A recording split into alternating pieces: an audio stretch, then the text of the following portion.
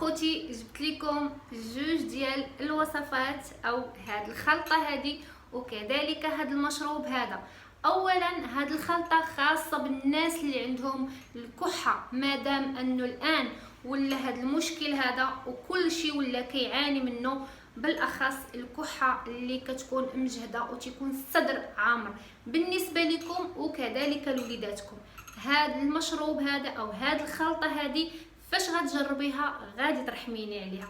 وكذلك الناس اللي مشى لهم حاسه الشم وكذلك حاسه الذوق وكذلك عندهم ضيق في التنفس، هذا المشروب هذا الرهيب الخطير فاش غتجربيه بمكونات متوفره عندك في المنزل غترجعي لعندي وغتخلي ليا دعوات الخير اللي حنا هادشي اللي كنبغيو من عندكم. السلام عليكم خوتي وخواتاتي، كي دايرين؟ لاباس عليكم؟ توحشت انني نطل عليكم، تكونوا بخير وعلى خير. اخوتي ما تنساوش اللايك لاختكم سناء وكذلك بارطاجيوه مع الناس اللي عندهم هذا المشكل هذا. يلا نمشيو الان لتحضير الوصفه. اول وصفه البنات اللي غادي نحتاجو اللي رحمه من عند الله وغادي تشكروني فاش غادي تجربوها نتوما والعائله ديالكم وكذلك الوليدات ديالكم. هذه البنات رائعه لضيق التنفس وكذلك الناس اللي مشى لهم الذوق والشم. اول حاجه غادي نحتاجو هنايا هما 7 الحبات ديال القرنفل، يكون فيهم هذا الرويس هذا، ضروري يكون فيهم هذا الرويس هذا. والناس اللي عندهم الضغط يديروا فقط غير 4، يعني ما يديروش 7 لانه هو شويه مجهد. وكذلك غادي نحتاجو الحامض اللي هو الليمون، غادي نحتاجو ليمونتين غادي نقطعوها على هذا الشكل هذا، يعني كل ما قطعناها قطع صغيره كل ما غادي تعطينا فعاليه اكثر. هانتوما. ومن الافضل البنات شوفوا الليمون او الحامض اللي اللون ديالو اخضر هو اللي تيكون فعال جدا. ورا الان بزاف ديال الناس اللي كيعانيو من هذا المشكل هذا، اللي يعني بعد العيد كل شيء ولا كيعاني من هذا المشكل. هذه البنات غادي نحتاجو فيها لتر ديال الماء، اللي هاد لتر هذا ديال الماء غادي نحتفظوا يعني به في الثلاجه.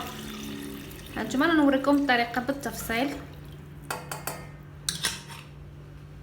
صافي وغادي نغطيوها بشي حاجه يعني ضروري خاصها تغطى باش ديك الزيوت اللي كاينه في القرنفل وفي الليمون ما تخرجش من هنايا.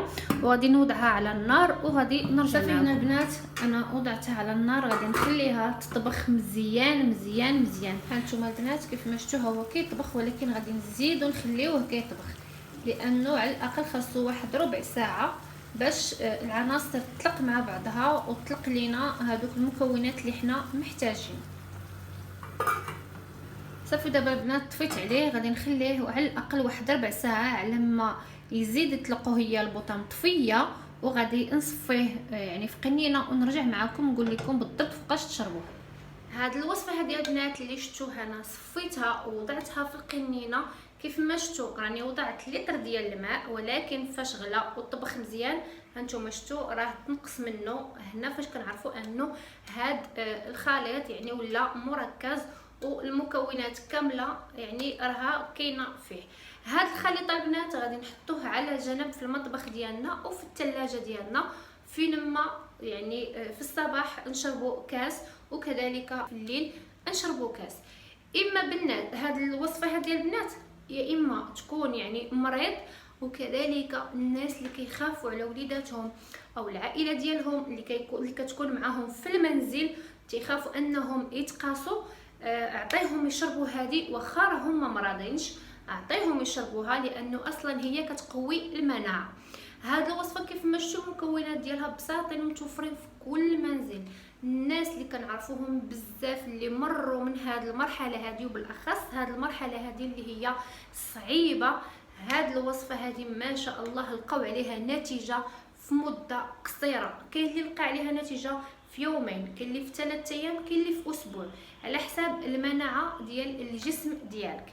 دابا ان شاء الله نمر نشرح لكم كذلك الوصفه الثانيه. دابا البنات غادي نمروا للوصفه الثانيه ديال علاج الكحه، بالاخص اللي عندهم وليدات وكذلك الناس الكبار اللي ما تيقدوش على المذاق ديال البصله او الرائحه ديال البصل.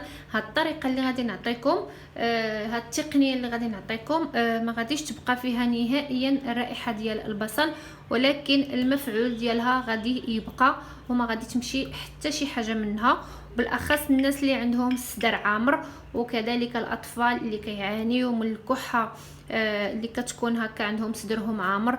هذا البنات غزاله غزاله غزاله، وفاش غادي تجربوها لا ليكم ولا لوليداتكم غادي ترحموني عليها، ودعيوات الوالدين اهم من كل. غادي نبداو التقنيه كيف ما شفتوا انا يعني درتها في الموس، يعني باش نقدر نتحكم فيها فوق البوطه. هانتوما غادي نوضعها على هذا الشكل هذا، وغنبقى نقلب فيها يعني حتى تحمر ليا مزيان. البنات ضروري خاصها القشره ديالها تحمر، يعني تتولي اللون ديالها اسود باش نحسوا بها انه الداخل يعني طابت لينا مزيان.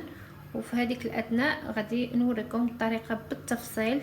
هانتوما البنات كيف ما شفتوا خاص البصله تولي على هذا الشكل هذا وتحسوا انه الداخل ولات طريه. انا عرفتها ولات يعني طريه مزيان، الموس ولا كيتحرك من بلاصتو. صافي غنزيد لها غير واحد شويه صافي، وغادي نطفي البوطه. صافي هنا البنات كيف ما شفتوا انا حيدتها من البوطه. صافي غادي نحيد ليها القشره ديالها، راه كتحيد بكل سهوله كيف ما كتشوفوا نتوما. يعني علاش هاد المرحله البنات درناها بالاخص انه كيف ما قلت لكم الوليدات ما كيقدوش نهائيا على المذاق ديال البصله. صافي هنا البنات كيف ما شفتوا حيدت هذاك يعني داك الزائد او ديك الزياده اللي كاينه داك الوسخ. صافي وغادي نقطعها على هذا الشكل هذا. هانتوما كيف ما كتشوفوا راها طريه وحتى الرائحه ما كايناش نهائيا البنات. صافي وغادي نجيب الخلاط الكهربائي وغنوضع فيه هاد البصله تقريبا نصف كاس ديال الماء، وغادي نطحنو ونرجع معكم.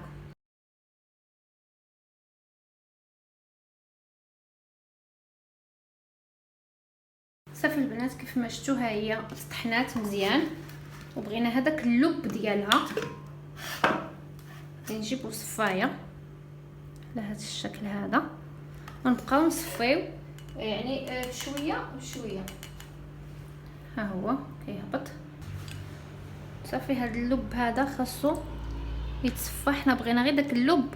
وتقولوا البنات واش كاينه شي رائحه البصل، يعني فاش غتعطيوها لوليداتكم مع غادي نضيفوا ليها واحد المكون في الاخير، نهائيا نهائيا نهائيا واش غادي يعرفوها انها بصله. هنا البنات كيف ما شفتوا هو الخليط ديالنا صفيتو، وغادي نضيفوا عليه في الاخير ملعقه ديال العسل الحر. ضروري البنات العسل الحر، ضروري تضيفوا هذه الملعقه هذه باش يعني تحليه. وكذلك راكم عارفين الفعاليه ديال العسل الحر بلا يعني بلا ما نتكلم عليه، يعني ما شاء الله ما شاء الله رائع رائع رائع جدا للكحه وكذلك للزكام وكذلك للحمى.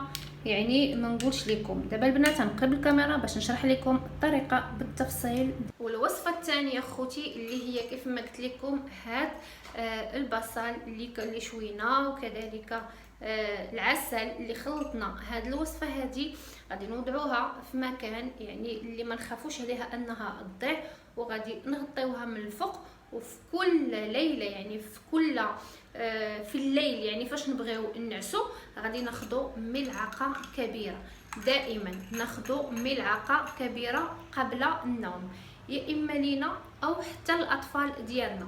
علاش قلت لكم البنات شويوها؟ لانه ما كتبقاش نهائيا فيها الرائحه، وحنا بنفسنا ما كنقدوش على الرائحه ديال البصل، وكذلك الاطفال راه نهائيا ومن سابع المستحيلات انهم يشربوا لك المشروب ديال البصل بدون ما يبكي وبدون ما يقولك لا راني ما بغيتش. لذلك جبت لكم هذه الطريقه هذه اللي غادي تنفعكم وتنفع وليداتكم وتحميوهم وتحميو راسكم بالاخص كيف ما قلت لكم في هذه الفتره هذه اللي فتره صعيبه واللي كل شيء كيعاني من هذا المرض.